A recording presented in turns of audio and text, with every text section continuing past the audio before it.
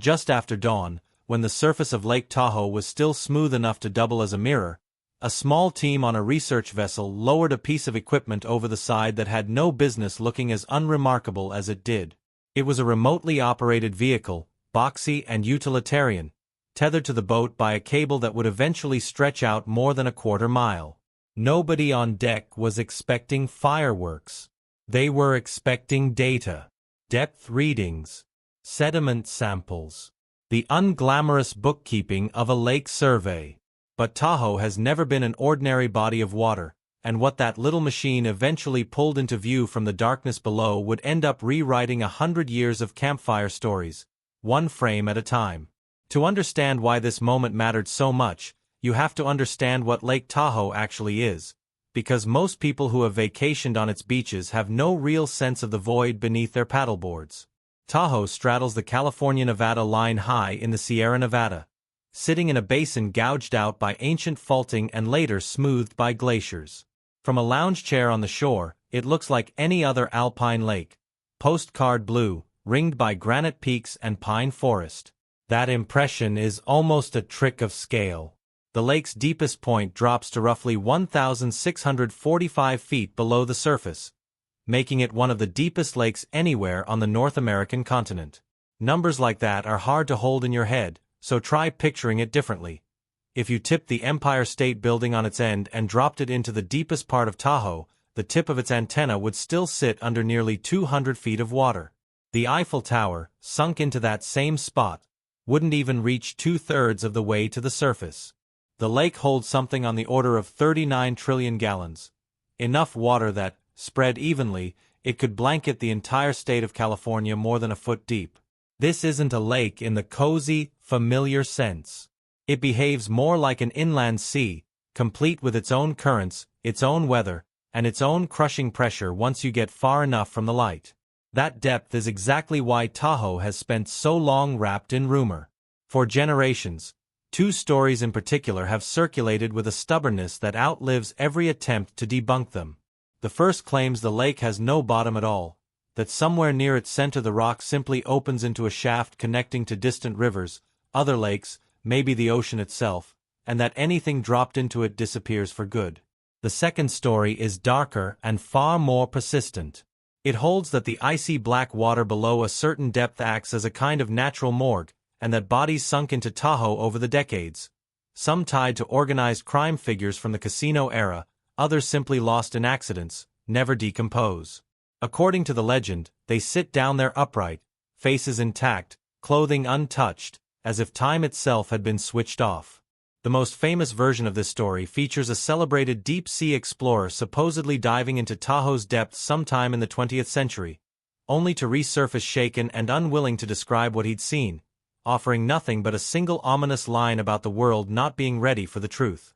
For most of Tahoe's history, nobody could confirm or deny any of this, and that uncertainty is precisely what let the legend grow unchecked. The lake's depth made a genuine, thorough visual search essentially impossible using the tools available for most of the 20th century. Recreational scuba divers have no business much past 130 feet before nitrogen narcosis starts clouding judgment, and Tahoe's deepest basin lies more than 7 times that far down. Layer onto that the fact that the lake sits above 6,000 feet in elevation, which changes the physics of pressure and gas absorption that every dive table depends on, and you get a place that is almost engineered to keep human beings out of its lower reaches. Add the cold, a bone-deep, unrelenting cold that doesn't ease with the seasons once you're below a certain layer, and you have a location where mystery could survive indefinitely simply because nobody was equipped to go check. The physics behind the preservation myth, at least, isn't nonsense. It's just been stretched well past what it can support. Below roughly 300 feet, Tahoe's water settles into a thermocline that barely shifts throughout the year, holding just above 39 degrees Fahrenheit, the temperature at which fresh water reaches its maximum density and sinks to stay. It doesn't warm in August. It doesn't freeze in January. It simply sits there, locked in place, cold and nearly motionless. Past around 700 feet, sunlight vanishes completely. It isn't dim, it's simply absent, and any camera sent down there sees nothing until its own lights switch on. In water this cold, this still, and this starved of oxygen, decomposition genuinely does slow to a crawl compared to a warm, oxygen-rich environment. Wood, cloth, and other organic material can persist far longer than most people would guess. That real, verifiable phenomenon is the kernel of truth the legend grew around, and it's also exactly specific and technical enough to make the wilder claims sound plausible to someone hearing it secondhand at a bonfire. The quote attributed to the famous explorer deserves particular scrutiny, because it functions as the load-bearing wall of the entire mythology. Search for a primary source, an interview transcript, a dated newspaper clipping, an audio recording, anything, and you come up empty. The line is always cited second-hand, always attributed, never sourced. Members of the explorer's own family have pushed back on the story for years, stating there's no record he ever conducted a dive into Tahoe's deepest basin at all. That doesn't necessarily mean nothing unusual happened on some unrecorded outing decades ago, but it does mean the single most famous piece of evidence for Tahoe's horror story is, as far as anyone can verify, an unsourced sentence that may never have been spoken by the man credited with it. Once you know that, it's worth looking at everything hanging off that quote, the standing corpses, the intact suits, the untouched watch faces, with considerably more skepticism. Which brings us back to that quiet morning on the research vessel, and the survey that finally did what a century of rumor never could. It actually went and looked. Modern lake floor surveys don't rely on brave individual divers pushing past safe limits. They rely on sonar and remotely operated vehicles working in tandem. Unglamorous, methodical, almost bureaucratic in their thoroughness. Sonar sends pulses of sound down into the water and times their return, building up, echo by echo, a picture of a floor no eye has ever directly seen. The ROV follows behind with lights and cameras, tethered to the surface, feeding a live picture back to a bank of monitors where the people doing the actual work sit warm, dry, and mostly unremarkable looking for a team about to challenge 100 years of ghost stories. Their mission wasn't to hunt corpses. It was to map slope, sediment, and structure across the entire basin, running survey lines back and forth the way a farmer works a field row by row. But mapping a floor that folklore had insisted didn't exist was always going to carry more weight than the researchers may have initially expected. The descent itself, according to accounts from people who've reviewed footage from these expeditions, starts out looking almost unreasonably beautiful. Tahoe's famous clarity holds for the first several dozen feet. Divers and equipment operators alike have long joked that on a calm day you could read fine print through the top layer of water. Sunlight pours down in solid-looking shafts, and the lake bed near shore resolves in surprising detail. Individual pebbles, the wavering net of light rippling across pale granite sand, the ROV's own shadow trailing along the bottom. But that clarity is a surface phenomenon, and depth erodes it steadily. As the vehicle continues down, color begins draining out of the image in a predictable order. Reds and oranges vanish first, swallowed by the water within the first 100 feet, leaving behind a world rendered increasingly in blues and greens before even those begin to fade. By 300 feet, the ROV's own floodlights are doing essentially all the work, punching a narrow cone of white into water that has gone the deep, ink-touched blue of dusk. Past that cone, there's no darkness exactly.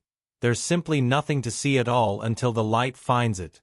It's in that transitional gloom, right around the boundary where Tahoe's temperature locks into its year-round chill, that these surveys have turned up one of the strangest and most quietly astonishing discoveries in the lake's recorded history. Standing trees.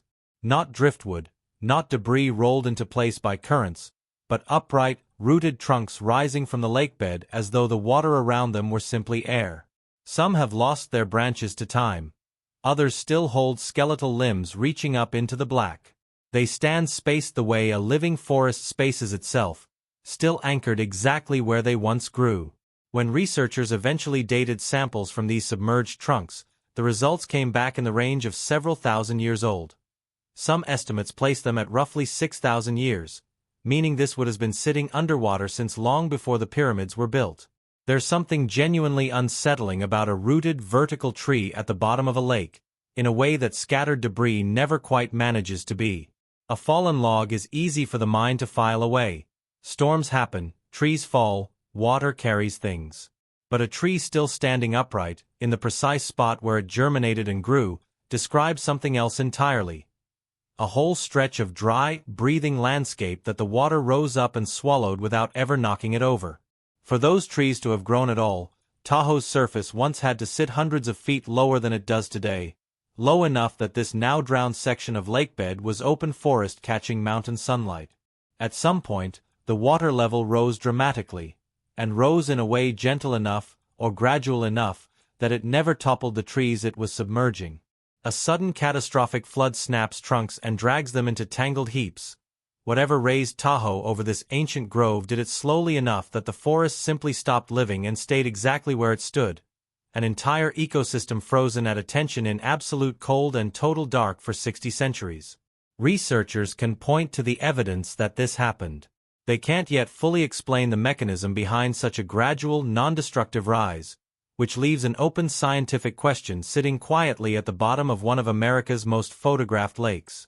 The survey didn't linger there indefinitely. Data collection doesn't pause for wonder, and the thrusters carried the vehicle onward and downward, past 400 feet, past 500, into water that had become total, uninterrupted night. The only visible world left was the one the machine itself was generating. The white cone of the lights, the green wash of the sonar display, a steadily climbing depth counter, the faint mechanical tick of tether paying out. It's easy, watching second-hand footage of a moment like this from a warm room, to forget just how hostile that environment actually is. How quickly it would end an unprotected human being who found themselves there by accident. Somewhere past 600 feet, the sonar operators reportedly noticed a shift in the returns. Sediment produces a soft, even signature on a sonar screen, a gentle, undifferentiated blanket of echoes. What showed up instead was a cluster of harder, more distinct returns, small and tightly grouped, exactly where the smooth data suggested there should be nothing but silt. On its own, a cluster like that means very little. It could be a rockfall. It could be geological debris accumulated over 10,000 years. But in a place with Tahoe's reputation, in the frame of reference that a century of ghost stories had trained observers to default to, a tight cluster of hard shapes at 600 feet immediately suggested something else. Something the crew reportedly didn't want to name out loud until they'd actually steered the ROV over for a closer look. What the lights eventually revealed, as the vehicle settled and steadied itself in the current above that cluster, was almost comically anticlimactic by the standards of the legend, and far more meaningful by the standards of reality. There were no bodies, no ring of figures, no single well-dressed man standing frozen mid-stride with his eyes still open. Instead, the resolving image showed bottles, aluminum cans, corroded past recognition of their original brand, a tangle of fishing line and gear, fused by decades of pressure and cold into a single knotted mass, a tire, unidentifiable scraps of rusted metal, flattened and anonymous. 600 feet down, in one of the clearest, most protected alpine lakes on the continent, the survey had aimed its lights directly at the darkest chapter of local folklore and found, instead, garbage. That moment, as described by people who've reviewed the footage, carries a very particular kind of silence. Not disappointment exactly, and not quite relief either. Something more layered than either of those.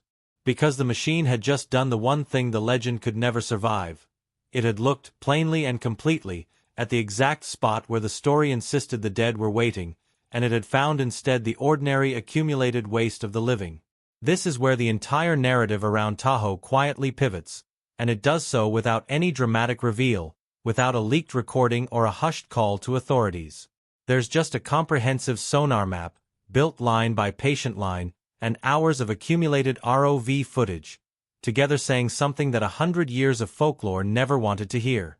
Tahoe is not bottomless. It has a measured floor sitting at roughly 1,645 feet, now mapped in more detail than most people's own backyards. And that floor does not hold a field of preserved bodies standing sentinel in the cold. The preservation effect is real. The water really is that dark, that frigid, that hostile to decomposition, but the graveyard the legend built on top of that real phenomenon simply isn't down there. The cameras searched everywhere a body was supposed to be, and they found lakebed instead. What they did find, spread across the mapped floor from the shallows out into the deep blue and down into the permanent black, was litter. Not an isolated curiosity, not a single stray bottle rolled off a dock, but a startling, accumulating scatter of human debris. Glass, aluminum, plastic, sunken junk resting across the sediment of a lake that people drive hundreds of miles specifically to admire for its supposed pristine clarity. The same cold and stillness the legends promised would preserve bodies had instead spent decades quietly preserving trash, holding it intact and perfectly legible on the floor of one of the most photographed lakes in North America. That's the part of this story that tends to land harder than any ghost story could, because it doesn't ask anything of the imagination. It's simply, verifiably true, and it implicates everyone who has ever stood on that shoreline. A legend about preserved corpses asks nothing of the listener but a pleasant shiver and the comfortable distance of fiction. A lake bed scattered with decades of bottles and cans is a mirror instead, and it's much harder to look away from, because every piece of it traces back to an ordinary hand on an ordinary boat on an ordinary summer afternoon. Someone's hand, potentially anyone's hand, dropping something over the side and assuming the lake would simply make it disappear. The finding didn't just sit quietly in a research report somewhere. It became the justification for follow-up work. Mapping data used to direct cleanup dives, sending divers and equipment back down not to search for the dead but to physically retrieve what previous generations had left behind, bottle by bottle, tire by tire, from a floor that, for the first time in the lake's long history, someone could actually see clearly enough to clean. So the old questions can finally be set down with some confidence. The lake is not bottomless. It has a floor, and that floor has been measured. It is not a graveyard of standing corpses. It's a graveyard of forgotten litter. The famous quote about the world not being ready appears to have never actually been spoken by the man it's attributed to. At least not on any record anyone has been able to produce.